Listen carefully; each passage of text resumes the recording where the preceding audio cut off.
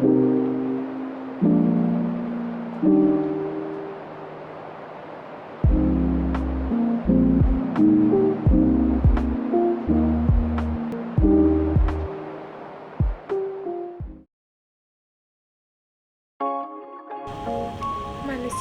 tidak luput dari kesalahannya. Kesalahan terhadap sesamanya maupun alamnya yang menjadi satu-satunya tempat tinggal manusia untuk hidup, tak terkecuali manusia.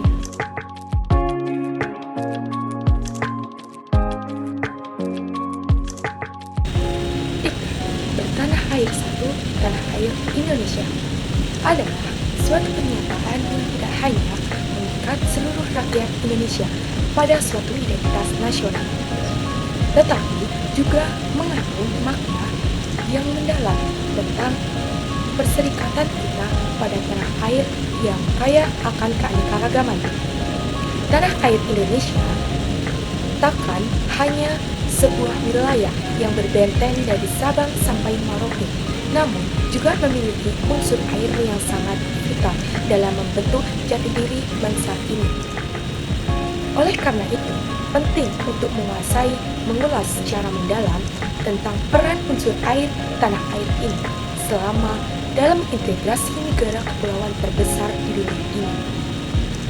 Peran unsur air di tanah air, justru unsur itulah yang selama ini diabaikan, padahal keberadaan laut, sungai, dan selat saat ini memiliki peran yang sangat krusial dalam membentuk karakter serta sejarah bangsa Indonesia.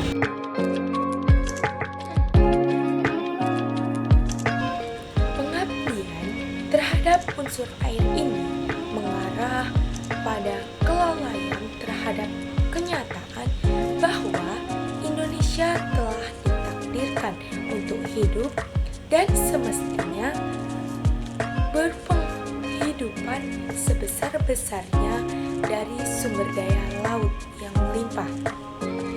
Dalam konteks ini, buku yang tengah kita bahas sangat berharga karena ia mengingatkan kita akan pentingnya aspek laut dalam sejarah Indonesia yang seringkali terlupakan, meskipun yang membahas hubungan Indonesia dengan laut dan bagaimana bangsa ini tumbuh serta berkembang melalui kekayaan lautnya. Susanto Djudi, sebagaimana ahli sejarah maritim, mengingatkan kita kembali akan pentingnya laut dalam sejarah Indonesia yang mencangkup selat, teluk, hingga aliran sungai yang menjadi saluran vital dalam pergerakan sosial dan ekonomi.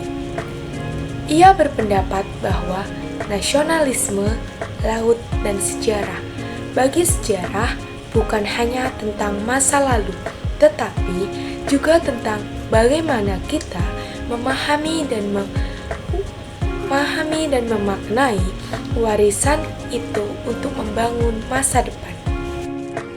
Buku ini semakin menarik karena membahas akar-akar nasionalisme sebagai bangsa yang berjuang untuk melepaskan diri dari belenggu kolonialisme asing.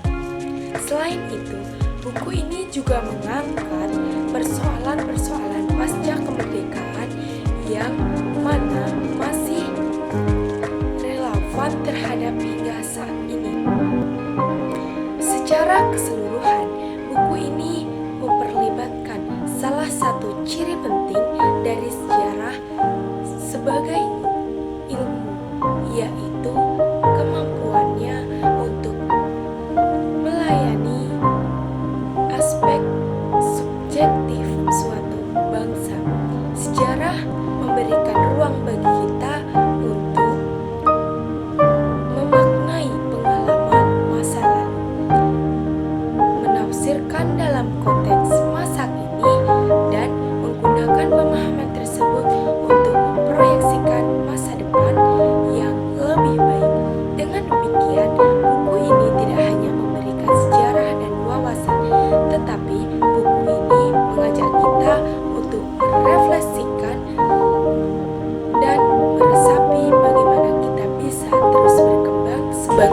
bangsa yang besar dengan laut sebagai bagian yang tak terpisahkan dari identitas kita.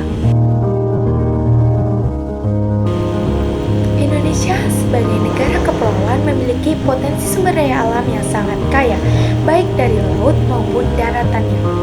Kekayaan alam yang terkandung di dalamnya memiliki peran yang sangat penting untuk meningkatkan kesejahteraan masyarakat Indonesia. Sumber daya alam yang melimpah ini mencangkup berbagai komoditas yang dapat dimanfaatkan untuk mendukung perekonomian suatu negara kita. Seperti yang diungkapkan oleh Kementerian Kelautan dan Perikanan tahun 2019, Indonesia memiliki potensi kelautan yang sangat besar.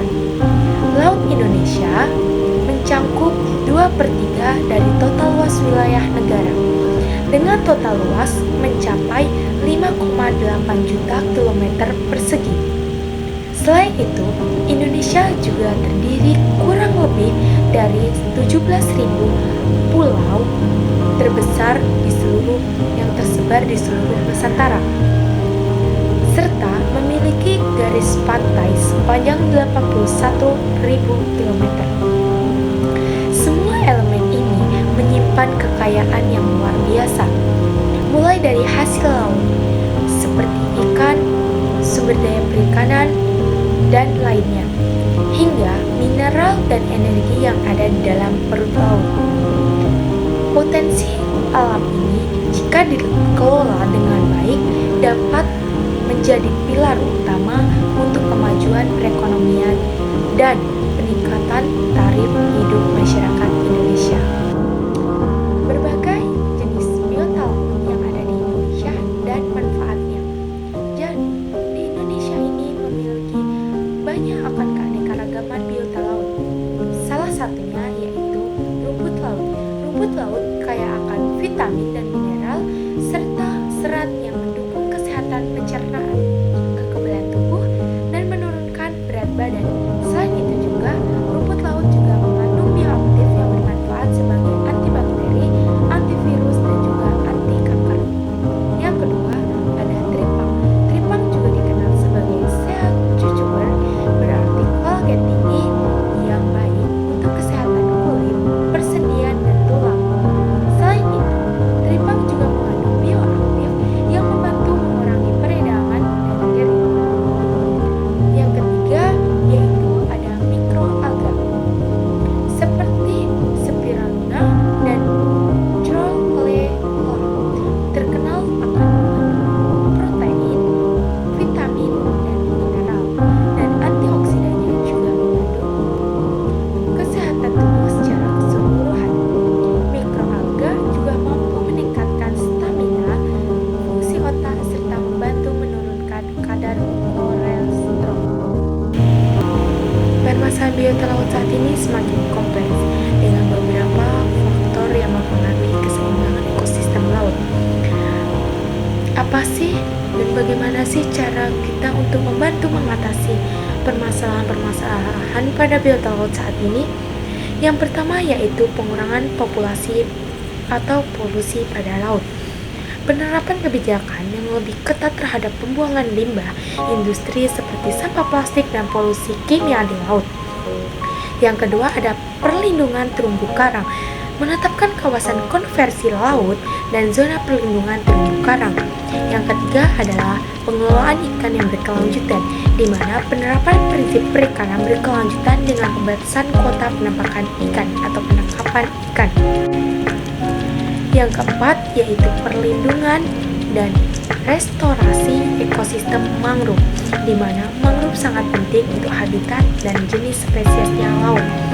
Melakukan restorasi di mangrove di pesisir laut.